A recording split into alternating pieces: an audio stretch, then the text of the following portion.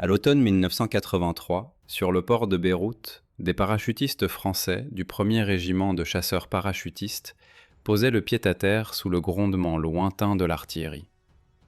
Le Liban brûlait depuis plusieurs années dans une guerre civile sans merci, et les forces multinationales tentaient d'empêcher la ville de sombrer dans le chaos total.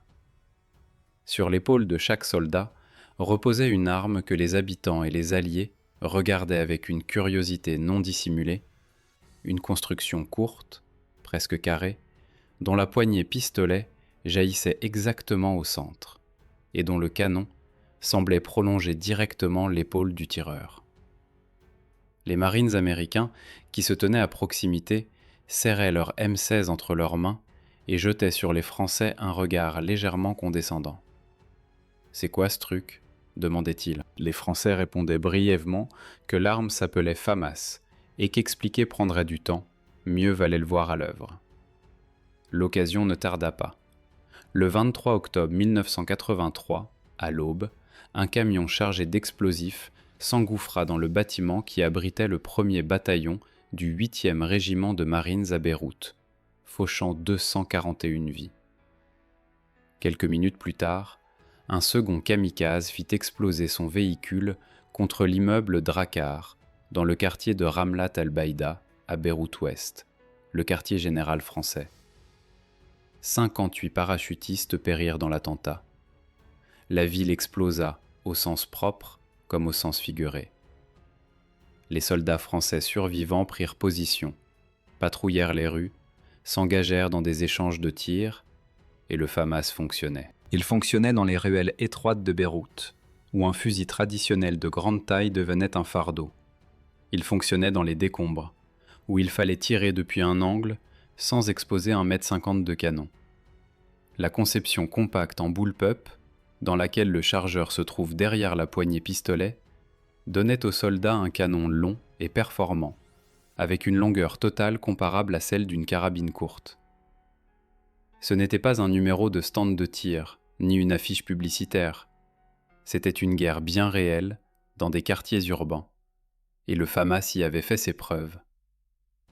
Pour comprendre pourquoi l'apparition de cette arme constituait en soi un événement, il faut remonter de 20 ans en arrière, à Paris, au milieu des années 60, quand l'armée française se retrouvait face à un choix inconfortable, menaçant de tourner à la compromission nationale. Après la Seconde Guerre mondiale, la France avait équipé son infanterie du fusil semi-automatique MAS 49, puis de sa version modernisée, le MAS 49-56.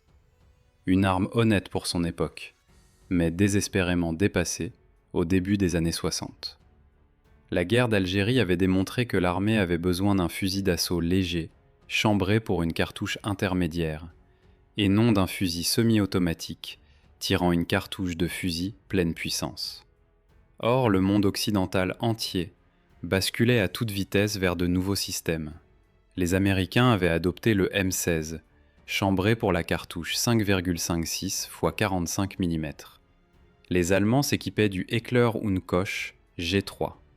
Les Belges proposaient le FN-FAL. À l'intérieur des structures de l'Organisation du Traité de l'Atlantique Nord, l'OTAN, la pression sur les Alliés ne cessait de croître. Standardisez-vous. Prenez ce qui existe déjà. À quoi bon réinventer la roue ? Et c'est précisément là que commence la véritable histoire du FAMAS. Les Français répondirent en substance qu'ils s'en sortiraient seuls.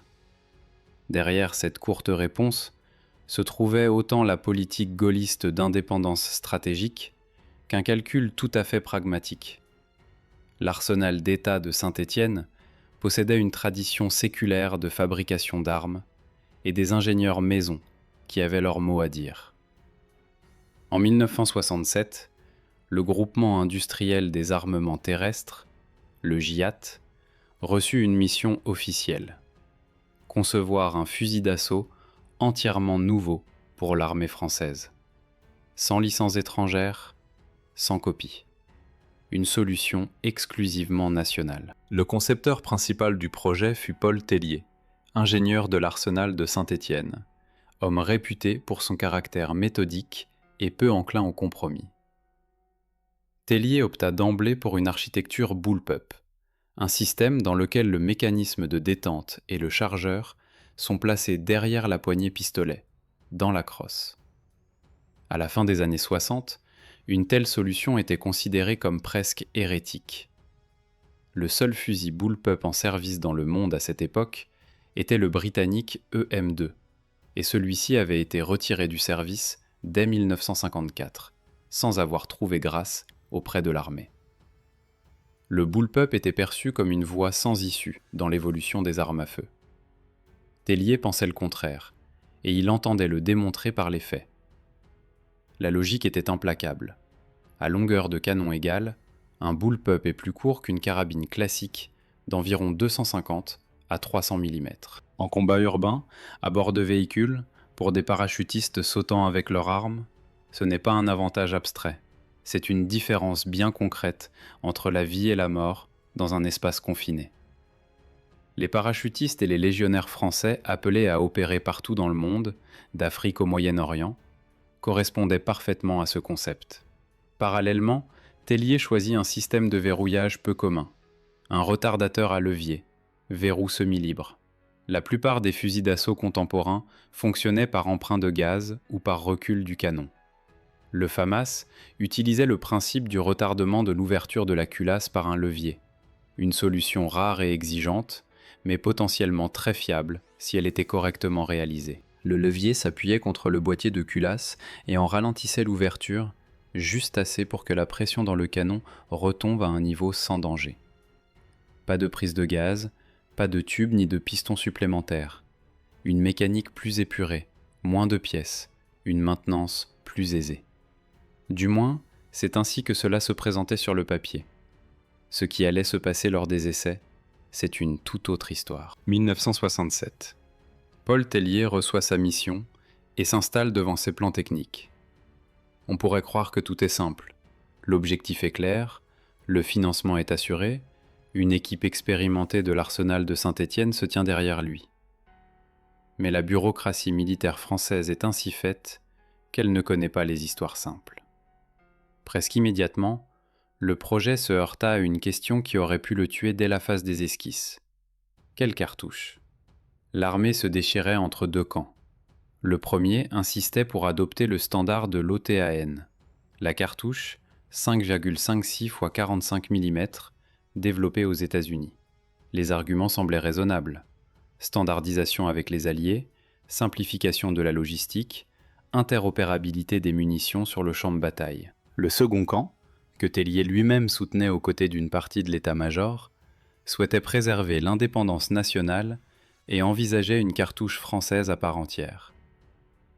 Derrière cette querelle, il n'y avait pas seulement de la technique, il y avait de la politique.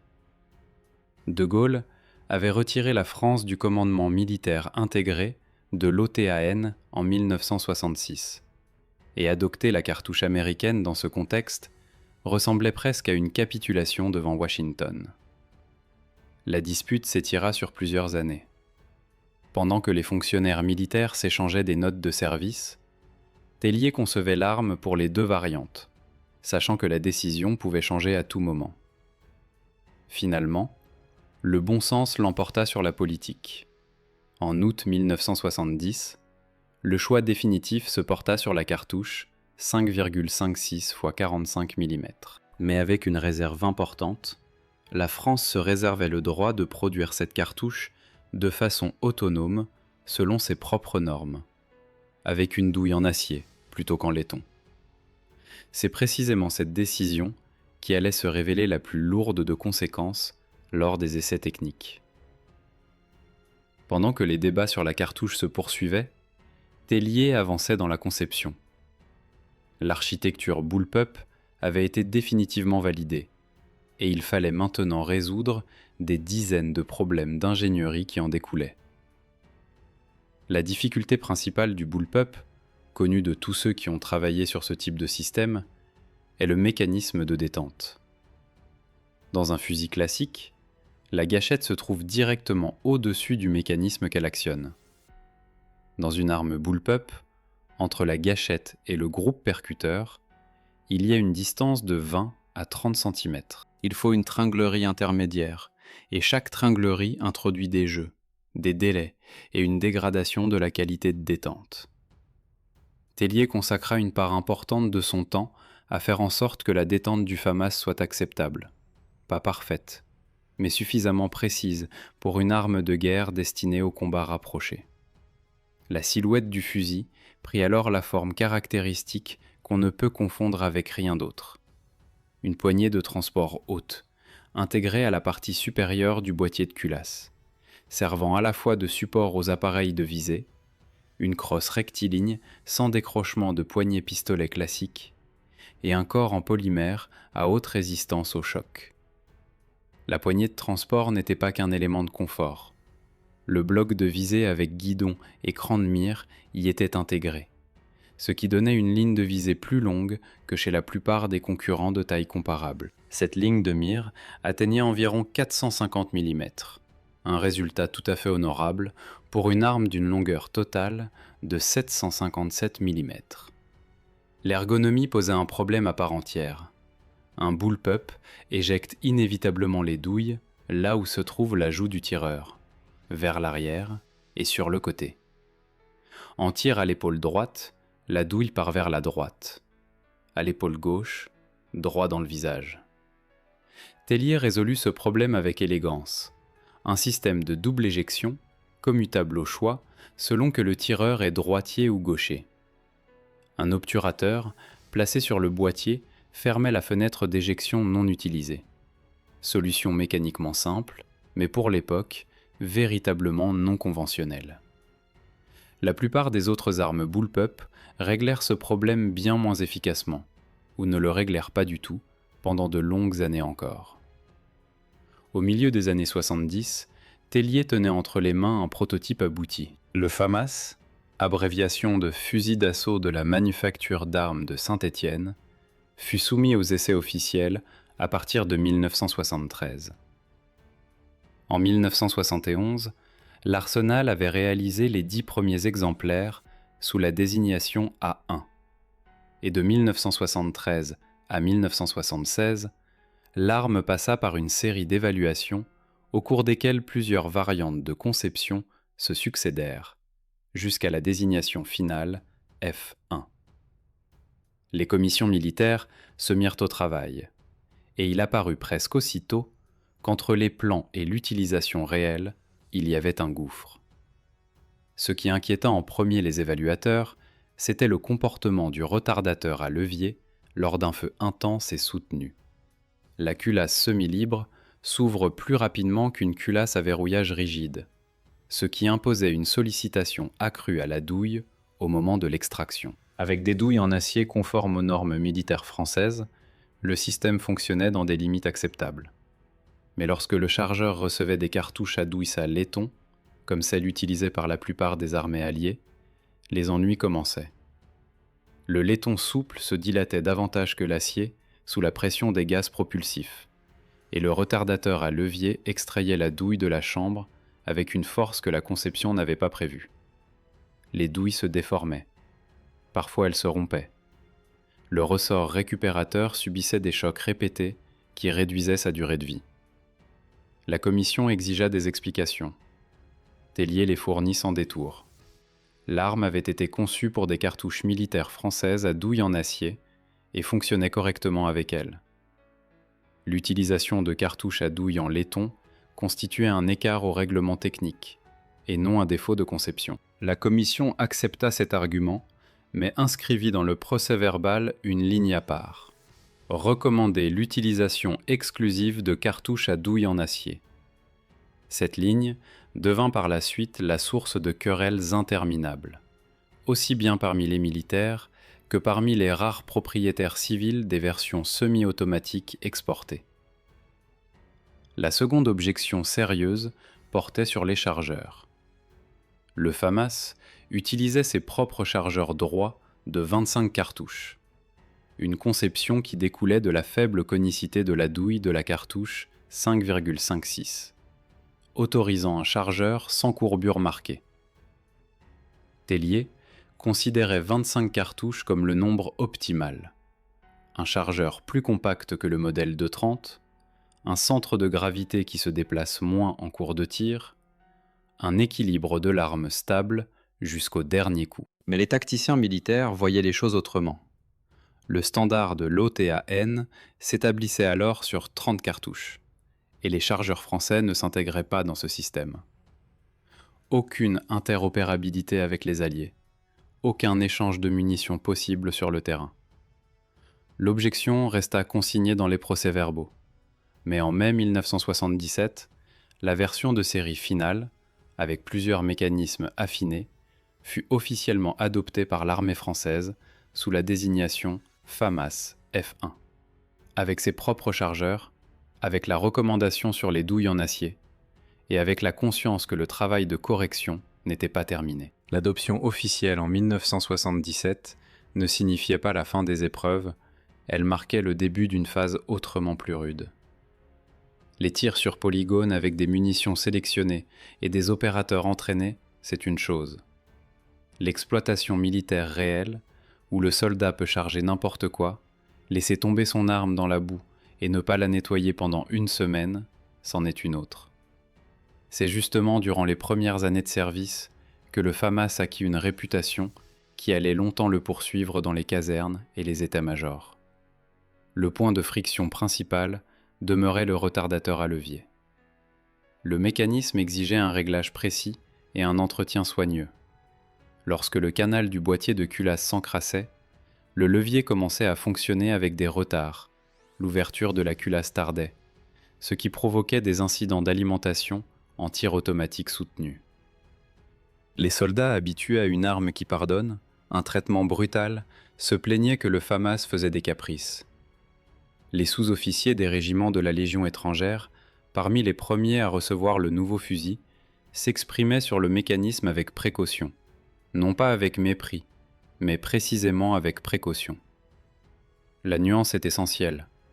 Les légionnaires savaient manier les armes et comprenaient qu'ils avaient affaire non pas à une conception défectueuse, mais à un mécanisme de caractère qui exigeait de la rigueur dans l'entretien. En parallèle, émergea un autre détail technique que les ingénieurs de l'arsenal de Saint-Étienne connaissaient, mais préféraient ne pas ébruiter.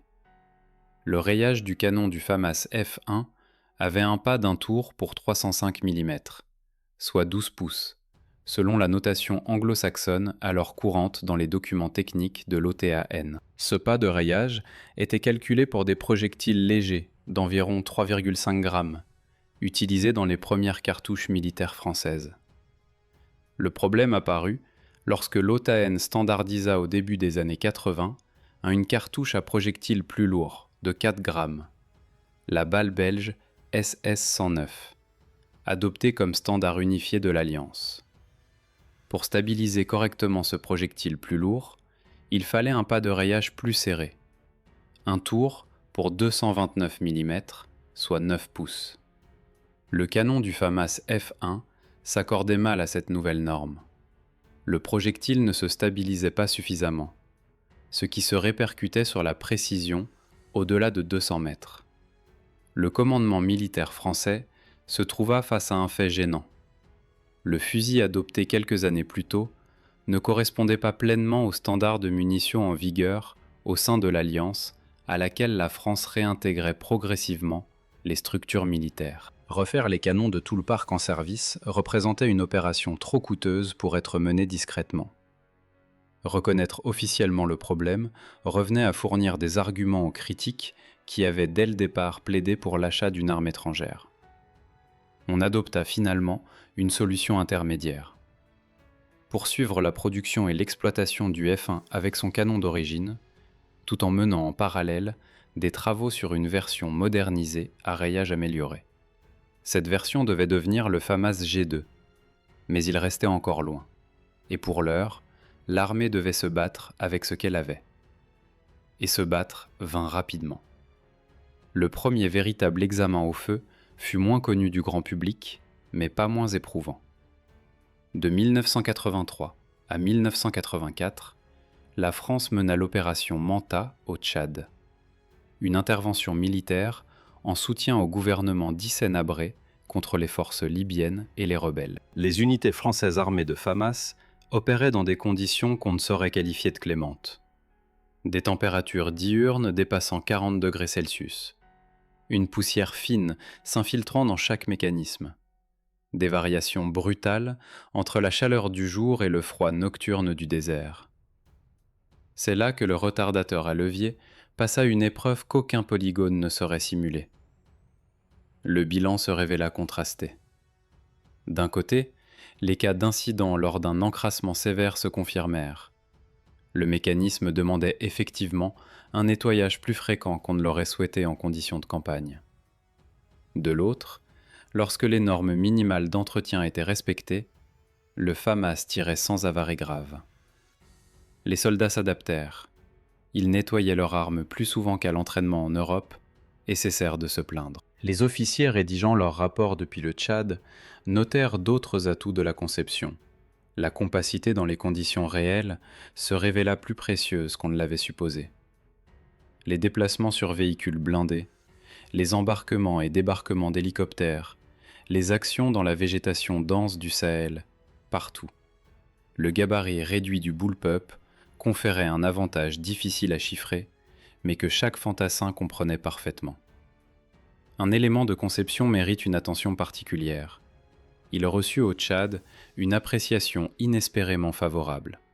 Le bipied pliant intégré. Presque tous les FAMAS de série sortaient d'usine avec une paire de petits bras repliés dans le garde-main avant, déployables d'un seul geste. Pour l'infanterie européenne, c'était un accessoire superflu. À quoi bon un bipied sur un fusil d'assaut? Mais au Tchad, où les soldats occupaient des positions en terrain découvert pendant des heures, assurant l'observation ou le tir en appui, le bipied devint un outil de travail quotidien. Aucun fusil d'assaut de série de l'époque, ni le M16, ni le Heckler Unkor G3, ni le Kalachnikov 74 ne possédait de bipied standard dans son équipement de base. Une autre caractéristique du bullpup français se révéla sous un angle inattendu en Afrique. Le FAMAS avait été conçu dès l'origine avec un manchon coulissant à ressort sur le canon, un dispositif permettant de fixer et de lancer des grenades à fusil que l'armée française considérait comme un élément indispensable de l'équipement de l'infanterie. Ce manchon permettait de régler la profondeur d'engagement de la grenade sur le canon pour assurer un lancement correct. Alors que les Américains et les Allemands abandonnaient progressivement les grenades à fusil au profit des lance-grenades sous le canon, les Français restaient attachés à leur système, et le FAMAS avait été conçu précisément pour lui. Lors des opérations au Tchad, cela donnait à l'infanterie la capacité d'employer des grenades sans équipement supplémentaire. On enfile sur le canon et on tire. Simple, mais redoutablement efficace dans un engagement de brousse. Après le Tchad, le regard de l'armée sur le FAMAS changea de nature. Ce ne fut pas un enthousiasme soudain, plutôt un respect durable et pragmatique. L'arme s'était montrée fiable, à condition de comprendre son caractère et de ne pas lui demander ce pourquoi elle n'était pas conçue. Les critiques dans les états-majors ne se turent pas, mais il leur était désormais bien plus difficile de s'appuyer sur la notion de manque de fiabilité. L'expérience au combat parlait d'elle-même. En revanche, de nouveaux arguments apparurent, touchant non plus à la mécanique, mais à la politique et à l'argent.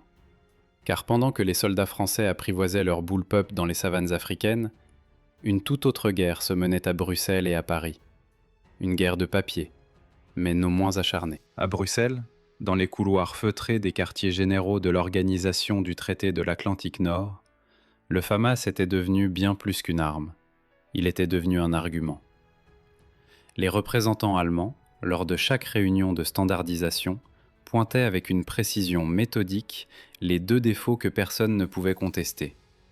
Le pas de rayage inadapté à la balle SS-109 et l'incompatibilité des chargeurs avec le standard de l'Alliance. Leurs arguments étaient techniquement irréprochables. Mais derrière ces arguments se trouvaient des intérêts commerciaux tout à fait concrets. L'industrie de défense allemande entendait pénétrer le marché français, et le Heckler Koch G3, adopté par des dizaines d'armées dans le monde, constituait le cheval de bataille idéal pour cette offensive commerciale. Les Français le comprenaient parfaitement et répondaient de façon symétrique.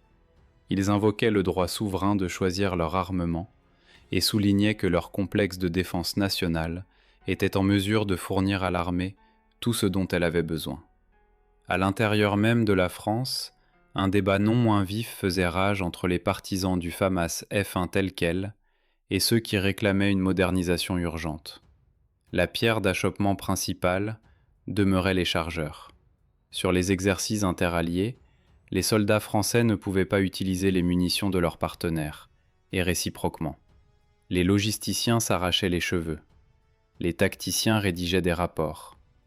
La situation exigeait une solution, et cette solution mit du temps à mûrir. Au début des années 90, le groupement industriel des armements terrestres présenta une version intermédiaire désignée G1, puis en 1994 le G2, que la Marine nationale fut la première à adopter en 1995 en le distribuant à ses fusiliers marins et à ses commandos. La version modernisée reçut un nouveau canon, avec un pas de rayage d'un tour pour 229 mm, 9 pouces, adapté à la balle lourde SS-109, devenue le standard de l'OTAN.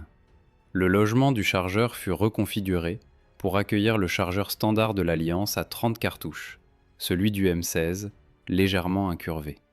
Dans le même temps, le mécanisme de culasse fut affiné et le ressort récupérateur renforcé, lui qui avait suscité des réserves lors de l'utilisation de munitions non conformes. Le G2 clôturait ainsi les 3 principaux griefs que l'armée et les Alliés adressaient au F1 depuis près de 15 ans. Mais la modernisation entraîna un effet secondaire inattendu.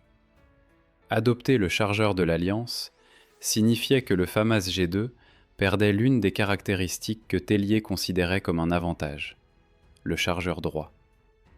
Le chargeur de 30 cartouches du M16 présente une légère courbure dictée par la conicité de la douille de la cartouche 5,56 x 45 mm. Pour une architecture bullpup, cela posait un nouveau problème ergonomique. Un chargeur plus long et incurvé, placé en arrière de la poignée pistolet, modifiait l'équilibre de l'arme et imposait d'adapter les techniques de rechargement. Les soldats passant du F1 au G2 suivaient une formation complémentaire précisément sur la manipulation du chargeur. Ce qui pouvait sembler un détail, mais dans l'armée, les détails n'existent pas. Pendant que la version modernisée prenait forme dans les bureaux d'études, le FAMAS F1 était déjà engagé dans un conflit d'une toute autre envergure. En 1991, le corps expéditionnaire français participait à l'opération Tempête du désert, aux côtés de la coalition contre l'Irak. La division Daguet, dont le cœur était formé de la 6e division légère blindée, opérait sur le flanc occidental extrême des forces alliées, sous commandement du 18e corps aéroporté américain. En moins de 48 heures d'engagement terrestre, la division s'enfonça dans les défenses adverses jusqu'à 70 km de profondeur, s'emparant de l'aérodrome d'As Salman. L'infanterie assurant la protection des véhicules blindés opérait le FAMAS en main. Face à une armée irakienne, équipée principalement de matériel soviétique, Kalachnikov 74, lance-roquettes anti-chars, mitrailleuses lourdes, les Français disposaient dans les accrochages rapprochés d'un avantage en compacité et en maniabilité que leur adversaire ne pouvait pas compenser. La campagne du désert se révéla bien plus brève que les analystes ne l'avaient prévu, et le FAMAS la traversa sans qu'une seule avarie critique ne fût consignée dans les unités combattantes. La Bosnie constitua l'épreuve suivante. Les soldats français au sein des forces des Nations Unies, puis de celles de l'OTAN, opérèrent à Sarajevo et dans ses environs de 1992 à 1995. L'environnement urbain soulignait une nouvelle fois l'atout principal du bullpup. Dans les décombres, dans les couloirs étroits des immeubles éventrés, lors des embarquements dans des véhicules blindés, sous le feu des tireurs embusqués, le gabarit ramassé du FAMAS était en son élément. Mais c'est justement en Bosnie que les observateurs militaires français commencèrent pour la première fois à consigner de façon systématique ce dont on parlait auparavant à mi-voix. Le FAMAS commençait à accuser son âge. Non pas physiquement. Les exemplaires de série étaient encore loin de la limite de leur durée de vie. ils prenaient du retard sur le plan conceptuel. Les Américains basculaient intensément vers un système de rails de montage modulaire, les rails Picatinny, torches tactiques, viseurs collimateurs, désignateurs laser. Le M16 et le M4 devenaient des plateformes reconfigurables en quelques minutes selon la mission. Le FAMAS, sous cet angle, restait une arme d'une autre époque. La poignée de transport haute, avec ses appareils de visée intégrés, convenait parfaitement à la visée à œil nu, mais se révélait extrêmement contraignante pour le montage d'une optique moderne. Fixer un viseur collimateur sur un FAMAS relevait du défi d'ingénierie, qui nécessitait des adaptateurs non standards et des supports en console fabriqués artisanalement. Des soldats passionnés dans les régiments résolvaient ce problème par leurs propres moyens. C'est ainsi qu'apparurent des poignées de transport modifiées avec fixation en console qu'on pouvait rencontrer chez des légionnaires et des parachutistes retravaillant leurs armes eux-mêmes, en dehors de toute dotation réglementaire. Ce fut aussi l'époque d'un épisode qui suscite encore aujourd'hui chez les collectionneurs une fascination presque douloureuse. À partir de 1984, des versions semi-automatiques du FAMAS furent produites pour l'exportation et pour le marché civil. Une infime série parvint aux États-Unis, importée par la société Century Arms. Les quantités étaient dérisoires, selon les estimations les plus sérieuses, entre 150 et un peu plus de 200 exemplaires au total. Ces versions semi-automatiques différaient sensiblement des modèles militaires. Canon sans manchon pour grenade à fusil, absence du mode de tir automatique, disposition différente de plusieurs pièces internes et absence de frein de bouche. Autre différence visible par rapport à la version de combat, avec son canon caractéristique et son manchon cranté. Ces quelques FAMAS qui passèrent en des mains américaines dans les années 80 devinrent l'objet d'une chasse discrète parmi les connaisseurs. L'importation de nouveaux exemplaires se referma avec le durcissement de la législation américaine sur l'importation d'armes semi-automatiques dans les années 90. Les rares exemplaires survivants s'installèrent dans des collections privées et sur des ventes aux enchères, où leur prix grimpait d'année en année. Le bullpup militaire français, que l'armée américaine n'avait jamais sérieusement envisagé d'adopter et que les fonctionnaires de l'OTAN critiquaient pour ses incompatibilités de standards, était devenu une rareté recherchée, précisément sur le plus grand marché civil du monde. Les militaires français connaissaient ce paradoxe, et ils l'accueillaient avec ce calme particulier que d'autres cultures auraient pu prendre pour de l'arrogance. L'Afghanistan allait poser aux FAMAS des questions auxquelles une conception des années 70 ne pouvait plus répondre pleinement. Le contingent français au sein de la Force internationale d'assistance à la sécurité opérait principalement dans la province de Kapisa, l'une des plus instables du pays. Les vallées encaissées, les crêtes dominant les positions françaises à plusieurs centaines de mètres, les groupes armés capables de déclencher une embuscade en quelques secondes depuis des hauteurs inaccessibles. Tout cela formait un environnement radicalement différent des ruelles de Beyrouth ou des pistes sablonneuses du Tchad.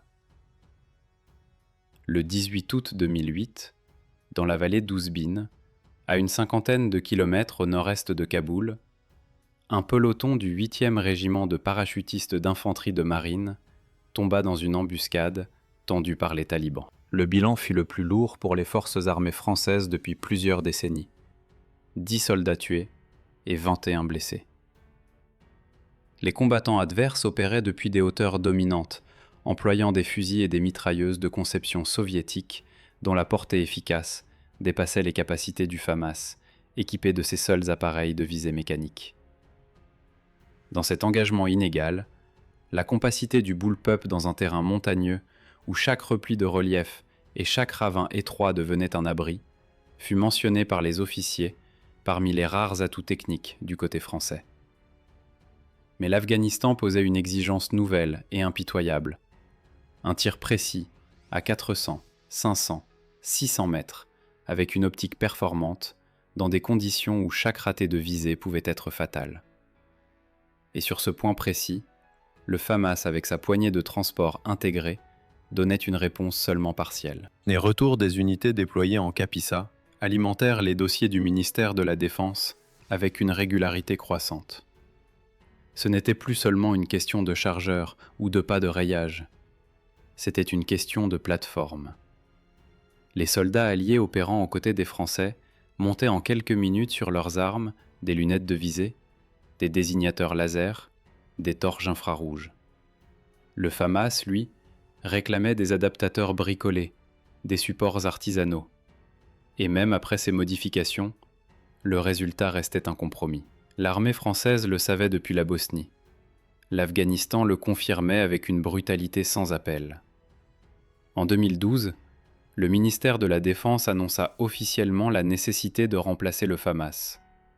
En mai 2014, la Direction générale de l'armement lança un appel d'offres européen sous le nom d'armes individuelles futures. Le concours s'acheva sur une décision qui aurait été impensable à l'époque du général de Gaulle. Le 22 septembre 2016, le successeur fut officiellement désigné. Le fusil allemand Heckler & Koch 416F. Et le contrat fut notifié quelques jours plus tard au groupement formé par la filiale française de Heckler & Koch et la maison mère allemande. La valeur du contrat s'élevait à environ 168 millions d'euros, pour une commande portant sur 93 080 fusils destinés à l'armée de terre, auxquels s'ajoutaient des livraisons pour la marine et l'armée de l'air, portant le total à plus de 117 000 armes, avec des lance-grenades de 40 mm, des accessoires et un soutien logistique sur plusieurs années. La même entreprise, dont les produits avaient pendant des décennies constitué le principal concurrent de l'armement français dans les réunions de l'OTN, livrait désormais le fusil réglementaire de la République française. Le pays qui dans les années 60 avait rejeté la pression des Alliés et choisi sa propre voie, achetait finalement une plateforme allemande. L'orgueil industriel national avait cédé au pragmatisme de la guerre moderne. En 2017, les premiers Heckler & Koch 416F furent livrés à la 13e demi-brigade de la Légion étrangère, stationnée au Larzac. La transition s'étira sur plusieurs années. Le FAMAS ne disparut pas du jour au lendemain. L'arme resta en ligne dans différentes unités, en parallèle avec le nouveau fusil. Au Mali, où les forces françaises menaient depuis 2013 l'opération Serval contre les groupes djihadistes dans le Sahel, puis en République centrafricaine, dans le cadre de l'opération Sangaris, le FAMAS continua de servir entre les mains des soldats français. Dans les colonnes de véhicules progressant sur les pistes poussiéreuses, dans les fouilles de villages, dans les contrôles de zones en pleine chaleur, le bullpup de Saint-Étienne était encore là, compact et reconnaissable entre tous. Mais son heure était comptée, et tout le monde le savait. La production du FAMAS s'était arrêtée aux alentours de 2000. La manufacture d'armes de Saint-Étienne, la MAS, cessa définitivement ses activités en 2001, après avoir été intégrée au sein du groupe Giat Industrie. L'établissement qui avait forgé les armes de la France depuis 1764 ferma sans cérémonie, dernière livraison de pièces, dernier tir de contrôle, dernier procès-verbal de réception. 237 ans de métallurgie militaire française, de la mousqueterie royale de Louis XV au fusil de la Grande Guerre, du MAS 49 au FAMAS, tout cela s'arrêta dans le silence administratif d'une signature de clôture. Le bâtiment fut classé monument historique en 2006 et accueillit par la suite la Cité du design de Saint-Étienne. Là où l'on fabriquait autrefois les armes de la République, on enseigne désormais l'esthétique industrielle. Quant aux quelques versions semi-automatiques exportées aux États-Unis dans les années 80, leur destin prit une tournure que personne n'avait prévue. Alors que le dernier FAMAS quittait les armureries des régiments français pour rejoindre les stocks de réserve, ces exemplaires américains atteignaient sur les ventes aux enchères des prix dépassant parfois 8 000 $ pièce, des sommes que le Trésor français n'aurait jamais imaginées au moment de l'adoption. L'arme que les fonctionnaires de l'OTAN critiquaient, que les soldats maudissaient pour son mécanisme capricieux, que les ingénieurs retouchèrent pendant des années, cette arme était devenue, sur un autre continent, un objet de désir pour des collectionneurs qui ne l'avaient jamais porté au combat et ne l'entendraient jamais tirer autre chose qu'une cartouche à l'unité sur un stand civil. Le dernier chapitre du FAMAS ne fut ni une bataille spectaculaire, ni des adieux en grande pompe. Ce fut un légionnaire qui, vers 2018, vida ses derniers chargeurs sur un exemplaire usé au stand de tir d'une caserne du Midi, posa l'arme sur la table et dit simplement qu'elle avait bien servi. Pas de discours, pas de cérémonie, juste un fusil et un homme qui se connaissait depuis longtemps. Si cette histoire du FAMAS vous a tenu en haleine, laissez un pouce en l'air et abonnez-vous à la chaîne L'Arsenal de l'Histoire. Chaque semaine, une nouvelle arme, une nouvelle époque, un nouveau chapitre oublié de l'histoire militaire française et mondiale.